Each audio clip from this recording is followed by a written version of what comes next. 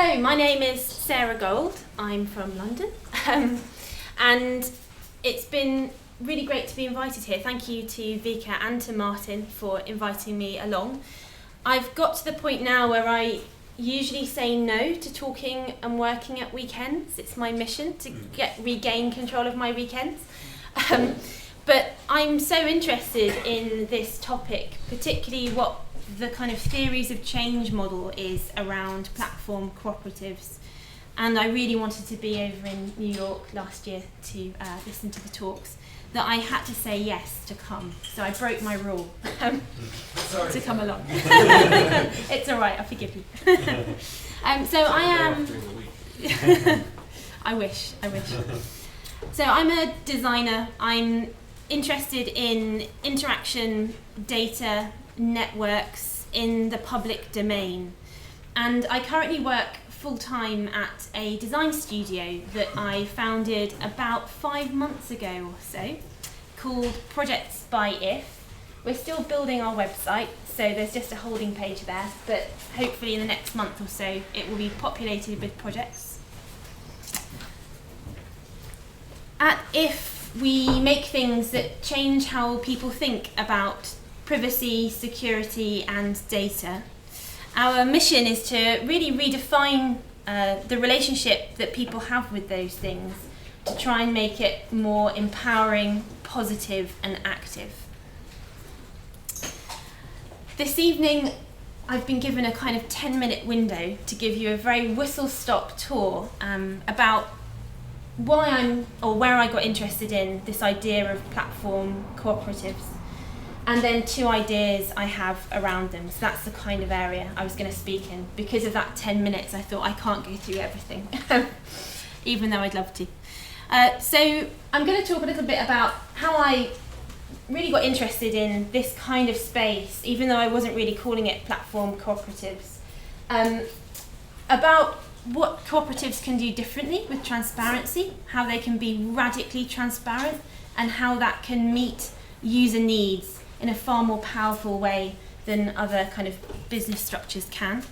And then I'd like to talk a little bit about how cooperatives can give members control of their own data through a kind of design pattern called data licenses. So back in the summer 2013 to about the summer 2014, I was at Central St Martin's in King's Cross in London, and I was developing my final project in relation to the Snowden revelations that came out that summer. We were given this really open brief to do what we wanted, and for some time I'd been involved in the open source project WikiHouse. We just founded the non-profit foundation to be custodian of that project, and the Snowden revelations came out, and I thought I had to do my project around kind of privacy and the internet. And I responded with a speculative proposal called the Alternet. It's a fair trade internet, alternative internet, run by a cooperative. And this morning, when I was putting together some of these slides, I found this kind of manifesto that I'd written for this project. So I thought I'd read the first sentence of that. So the Alternet is run by the Alternet Cooperative, which is an independent non-profit organisation that aims to design, specify and steward the emergence of the Alternet, a telecommunications infrastructure that is owned, operated and maintained cooperatively by its users. So basically it was a bit of a fancy mesh network that I was, bringing about. But so this is kind of where my first interest kind of came into this. But I think the part that's most relevant to tonight about the Alternet is that it was owned by its members, and the kind of things I was thinking about back then for how that can be possible. Because I think that having a membership-owned organisation gives us opportunities to form new kind of ways of giving transparency that are just not possible with other structures. And I'm going to go through a few of those ideas. One of them, as Felix mentioned before, is about working in the open, and that doesn't just mean open sourcing some of your code, I think it means about really being quite radically open and thinking about what is the most we can open up, what's possible in this. And that could mean opening your cost structures, which is great. Felix showed his kind of bank account, because I think it's really important to show, like, where are you making profits in your business, and what are you using those, that profit to reinvest into. And this is really relevant when we think about the current information economy that so many of these monopolies depend on, which is essentially kind of collecting and selling our personal data. So that's really crucial. It's also about making your governance open, and it's also about open sourcing all your code, as much code as possible. And particularly for privacy and security, that's really relevant, because it means you can do things like have bug bounties, where if you're storing really sensitive data, rather than having, whether it's either kind of mixing your own crypto or kind of using code that might have bugs in it that you don't realize, having that open means that the amazing, as they're called, hackers of the web, rather than kind of hacking you, can hopefully start working for you. And through things like bug bounties. Does anyone in the room not know what these are? Should I explain what they are? So a few people. So essentially bug bounties, so Google are really good at this. They open their source code, particularly for their crypto, and if anyone finds a bug or an error in their code, they submit that error and they get paid a pretty decent chunk of money to correct that issue. And it's a really clever way of Google basically maintaining much higher quality code at a much lower cost than if that code was closed. But critically, it also means that you can be trusted, particularly by like the information security community, who would really want to see your source code. And what I think is so exciting about this is that you can start to have member-elected audit groups for code. So groups that check that the code you're shipping, whether that's into your app or onto your platform, does what it says it's supposed to and is safe. And this is something that we haven't seen too many of, but I think are really interesting, kind of trusted audit groups for code. And in lieu of having enclaves and kind of fancy sandboxes for the security of code, I think audit groups are a really great way to getting to knowing that what you're updating and running is safe.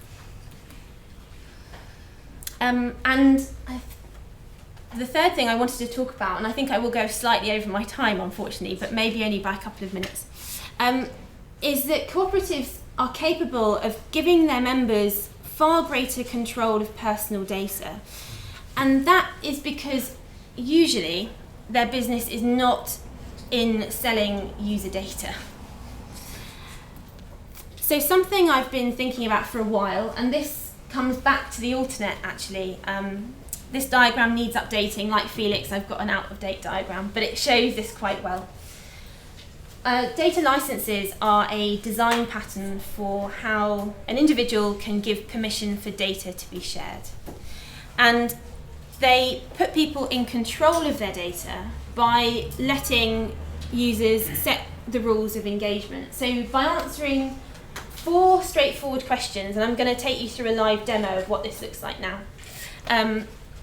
Essentially, you can customize a license for your data type. So it's a little bit like Creative Commons licenses, but for data. And that data license forms a contract between the user and the manufacturer or the cooperative and the individual. And it means that you can have groups of people sharing data under similar licenses, which is really useful, particularly for cooperatives.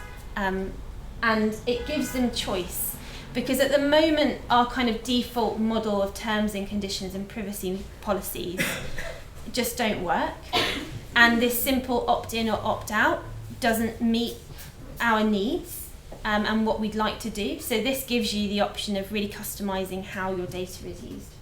So this diagram looks a bit like, hopefully like a fruit kind of slot machine, and that's what it should look like that. The idea being that you can kind of customize these different columns. So I just wanted to show that image first because it hopefully gives you an overview of different possibilities. And I'm now going to show you a demo, all being well. You can kind of see this is datalicenses.projectsbyif.com, so if you wanted to look at this demo. So this comes from an exhibition we put together at Somerset House for Big Bang Data. So the front, the screens you hit before this are related to that exhibition, but this gives you an idea of what the interaction is like. So you've selected a data type, and in this case it's kind of your household information. And the data licenses essentially let you select whether you want to share that data always, which essentially shares that data, and this idea was it would go into a data commons, which is also something I'm kind of interested in, and what are the data commons that we need, particularly for these different businesses to thrive. But anyway, or you can pick sometimes or never, but the one I'm going to take us through is sometimes, because that lets you customize a license. So that means that we're giving others permission to access our household data, but under certain terms, and we're just going to customize what terms we would share it under. And this is where we can decide if we want to share it with anyone, that's kind of for-profit or non-profit organisations, or whether it's just non-profits only.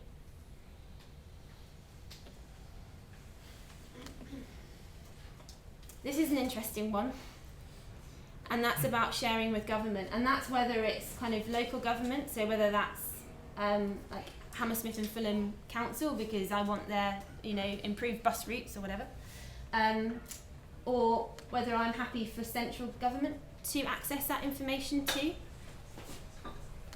I'm going to go local only in this, and again there's an option to say no sharing with government. And then this is an idea that we haven't quite got right yet, but we know that so many organisations don't kind of work in a silo. They kind of partner with other groups to provide the products and services we enjoy using.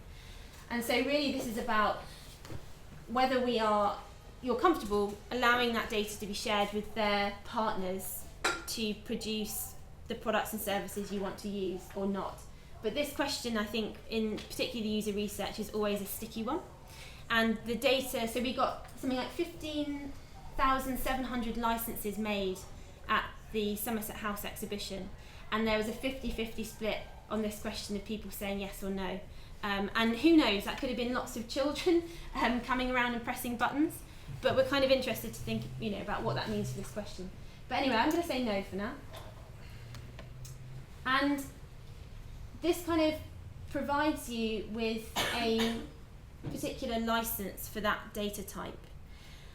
We're thinking about the kind of digital proofs that you could produce from customizing that license, and also critically having an expiry time for this thing.